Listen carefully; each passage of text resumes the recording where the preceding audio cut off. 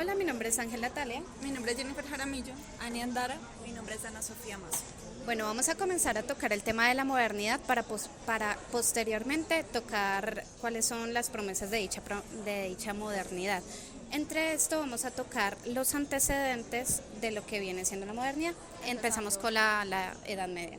Vale, empezando por la Edad Media tenemos un contexto el más horrible para la humanidad debido a la peste negra, a las hambrunas, a la pobreza, que nosotros en ese momento en ese momento estábamos pasando por una etapa climática muy helada, entonces todo esto afectó para que la sociedad se cansara de la Edad Media y dijera, no, venga, yo quiero otro tipo de progreso, Quiero generar un cambio de pensamiento, un cambio de religión. Para el verdadero ser humano. Y a raíz de eso surgió, hablamos de la caída de... Bueno, como tal, la Edad Moderna comenzó en el siglo XV con la caída del Imperio Bizantino y la toma de Constantinopla. Entonces, a partir de ese momento también muere la Edad Media y comenzamos a hablar de la modernidad. Claro, y a raíz de esto también tenemos el Renacimiento. El Renacimiento se enfoca en traer de nuevo los pensamientos de Roma y de Grecia que se habían perdido anteriormente, ¿cierto? Entonces esto generó que subió el arte, la cultura, los pensamientos. Se propició ese tipo de avances. Como tal, recordemos. Sí, un aumento. Listo, vino en aumento. Entonces, como tal, recordemos que nosotros veníamos ya de la Edad Media con un pensamiento dogmático muy fuerte. Muy absoluto. Exacto, muy absolutista. Y regidos por una monarquía. Exacto, entonces todo ese pensamiento alrededor de Jesús y de la religión lo llamamos el teocentrismo. Entonces, como contraposición para el teocentrismo, comenzamos a pensar de que el hombre es la medida de las cosas. A esto se le llama antropocentrismo. Exacto, y esto está basado directamente en los pensamientos, en el arte y las influencias que hubieron en la edad antigua. La edad antigua es principalmente la grecorromana. Luego también tenemos que el Renacimiento también nos trajo el humanismo, como decía Nati, que era el pensar en nosotros como individuo alejado de la religión como centro de todo. O sea, ya no era la religión católica el centro de todo nuestro pensamiento, nuestro mundo y nuestra gobernanza, sino que ahora estábamos pensando en nosotros como individuos, como ser... No, se detuvo. Continúa. Bueno, seguimos con el individualismo, ¿cierto? Que nos hace a nosotros como el centro del universo, básicamente entre comillas, como por decir, ajá, ¿cierto? Luego... También hay que resaltar, acá hago un pequeño paréntesis, en el humanismo renacentista, que es lo que combina, como por así decirlo, las dos corrientes de pensamiento que nos decía acá la compañera presente. Entonces también empezamos a tener un estudio más libre de lo que es la literatura clásica, las humanidades, la filosofía, la historia, y esto se da en el hecho de que directamente, como estábamos tan cansados de que la religión definiera todos nuestros puntos de vida, desde nuestras actividades como sociedad, nuestra forma de pensar, lo que podíamos decir y lo que podíamos hacer, entonces comenzó a surgir inconformismos frente a cómo estaba llevando la religión las cosas. Ahí empezamos a hablar del protestantismo. Claro, hay que tener en cuenta que el protestantismo nace a raíz de que como como la religión estaba gobernando nuestra vida y estaba gobernando nuestro entorno, veíamos que Ya se estaban empezando, ¿cómo se llama esa cosa? estábamos empezando a cobrar diezmos, Diezmos, indulgencias. indulgencias. Estábamos cobrando indulgencias. Para indulgencia. No, estábamos cobrando indulgencias. Estábamos cobrando, la religión estaba cobrando indulgencias para el perdón de los pecados, ¿cierto? Entonces llegó este señor Martín Lutero y dijo, no, venga, eso no es la religión, eso no es lo que dicta la Biblia. Entonces comenzamos a pensar de que Lutero, además de que estaba retando al poder A la iglesia, religioso, a la iglesia católica. Exacto, a la iglesia católica, también decía como, venga, ¿por qué el conocimiento de la religión, por qué el conocimiento de la Biblia se está basando en un grupo tan específico de personas? Si es que debería ser conocimiento para todos. Entonces empezamos a cambiar el pensamiento y empezamos a decir, el ser humano por sí mismo puede ser racional y puede tener libertad acceso. de culto. Exacto. Entonces también algo que influyó en la difusión del movimiento protestantista fue la creación de la imprenta, ¿cierto? Entonces la creación de la imprenta lo que hizo fue difundir la información y esto ayudó tanto al Renacimiento como tal como al movimiento protestantista, ya que esto nos colaboró con la difusión de la información y luego surgió el... También comentemos otro pequeño paréntesis. Lutero también nos ayudó con la traducción de la Biblia porque estaba únicamente en latín. Entonces la palabra, la lectura empezó a ser difundida, así que empezamos a tener también más acceso a la educación, por así decirlo, a las letras. No se difundió solamente para las personas pobres, para los de más bajos recursos, sino también, bueno, no se difundió para los ricos, sino también para los pobres. Ya con la ruptura de la religión y que se estaba empezando a dividir un poquito el absolutismo de la religión católica, podemos mencionar que también hubieron cambios políticos por ese momento. Por ejemplo, tenemos a Nicolás Maquiavelo, que estaba empezando a dividir la política ya no solamente de la religión, sino también de la ética y la moral. Es decir, por estas etapas o por este periodo histórico podemos mencionar que el cambio político se dio a un cambio más racional y que aceptaba la naturaleza del individuo humano como persona humana. Ya no era directamente una Todo religión sobre o un Dios, Dios, no. Empiezan a aceptar la naturaleza humana, tanto positiva como negativa. Entonces vemos, por ejemplo, el pensamiento político de Maquiavelo. En esta época también tuvimos la colonización de América y pues bueno, los reyes católicos del momento, que fueron como los más importantes de la historia, mandaron a Cristóbal Colón a América a buscar nuevas rutas comerciales para llegar a Asia, pero en ese trayecto encontraron América y entonces digamos que lo colonizaron y empezaron a usar esclavos africanos como mano de obra para poder implementar la producción y traer cosas de allá y ayudarlos también a Con la mano de obra en general a colonizar. Entonces, con el descubrimiento de América empezamos toda la etapa colonial. ¿Cuál es la importancia o el énfasis de esas etapas coloniales? Que empezó la esclavitud a verse muy marcada, tras de que ya teníamos pobreza y otras guerras previas, empezamos a ver la esclavitud.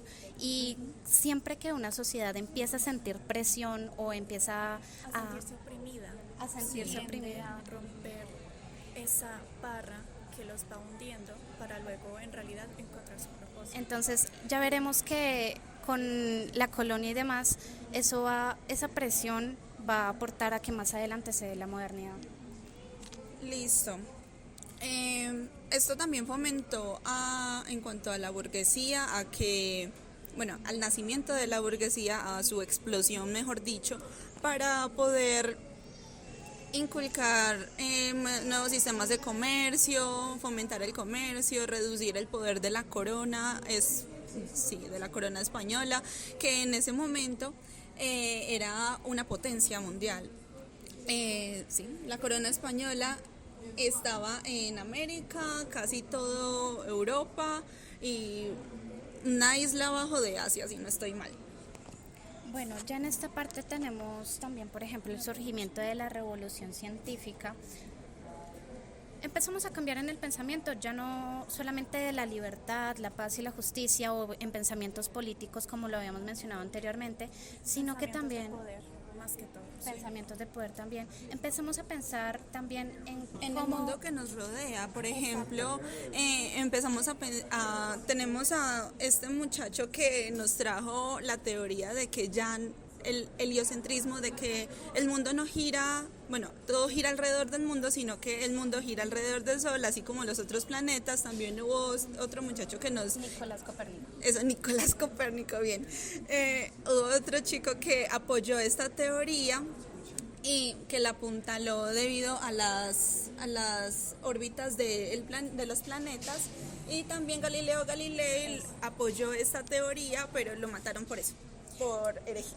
Exacto, es decir, ya comenzamos a ver el mundo que nos rodea y a pensar, a tener un pensamiento menos religioso y a tener un pensamiento más Científico, racional. más racional, sí.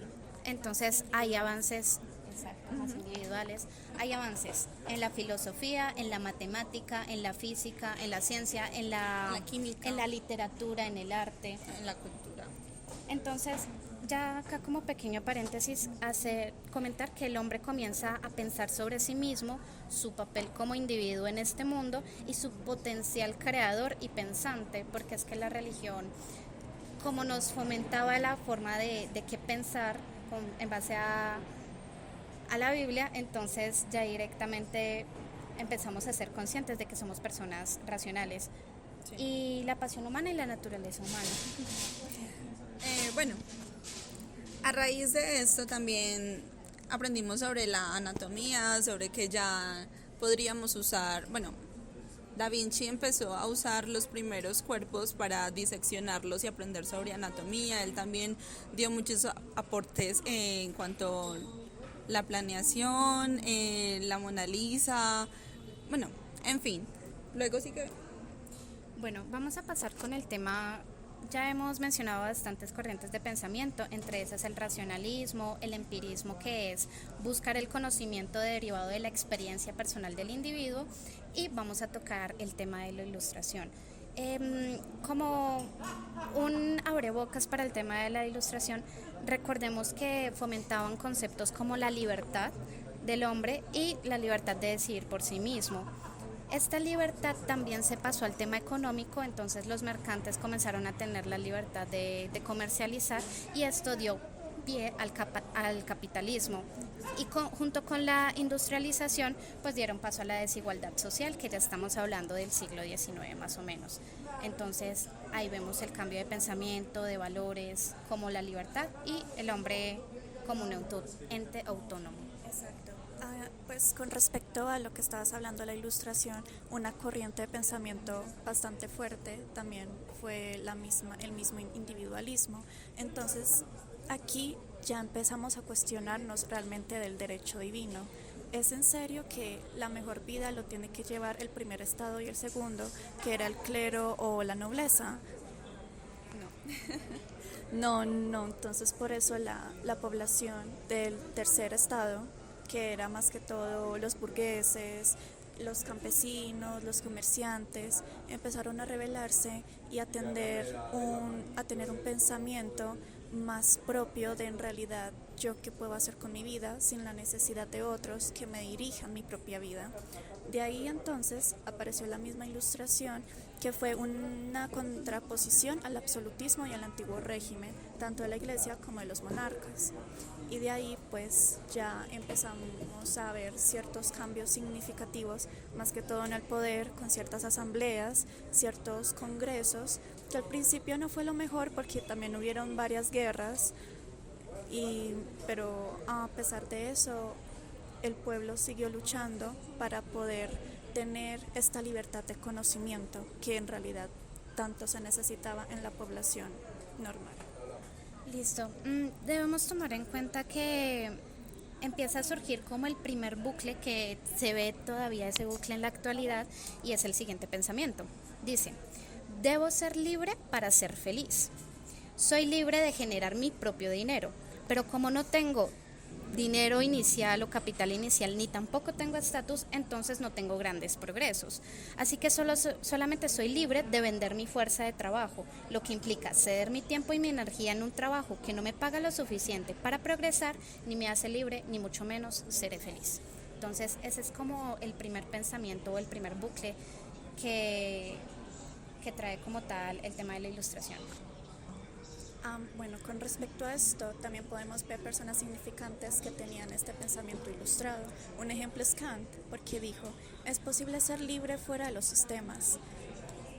Triunfo de la razón. El hombre tiene capacidad para emanciparse de los obstáculos que le habrían impedido ser mismo. Acá podemos entonces, en estas personas ilustradas, ya empezar a generalizar esta libertad de tener raciocinio propio. Aparte de acá, ya podemos ver las primeras promesas que tiene por sí la modernidad, que es la libertad e igualdad de conocimiento a cualquier hombre que quiera conocer, a la libertad de poder también formar conocimiento, de no estar sujeto a alguien, hacer pues el propósito de vida mismo. Y esto fue lo más fuerte que podemos ver en esta época. Listo. Bueno, también después de eso tenemos la Primera y la Segunda Guerra Mundial, todos sus impactos. Luego tenemos la descolonización de aquí en América, donde ya dijimos, venga, yo no quiero ser oprimido, no quiero que influyan sobre mi vida de manera tan drástica.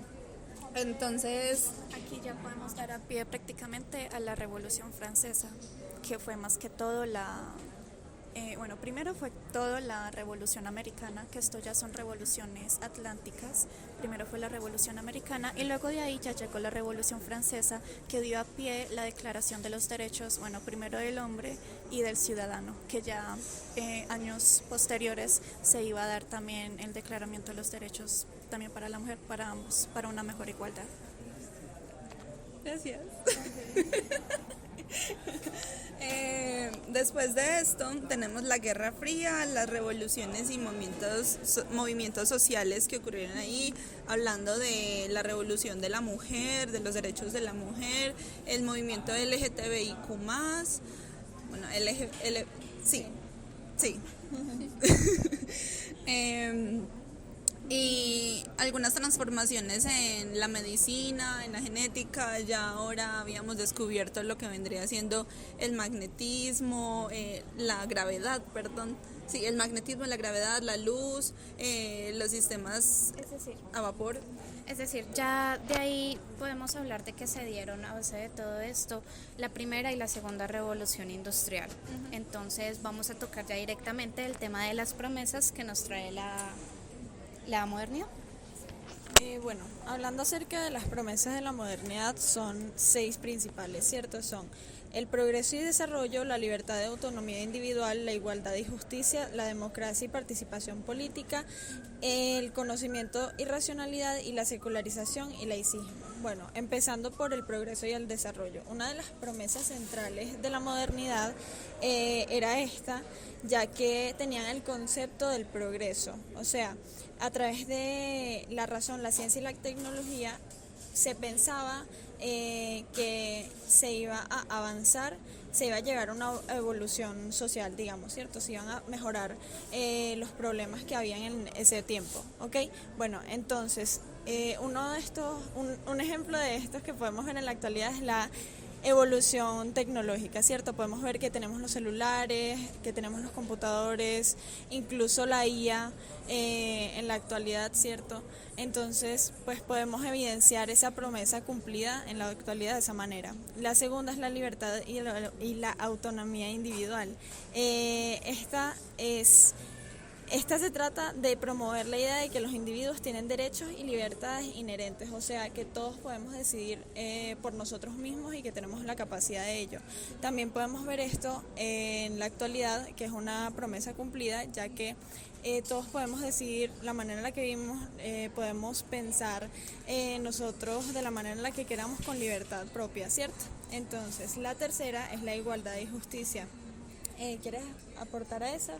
Porque esa tiene relación con algo que ya dijiste acerca de la LGBT.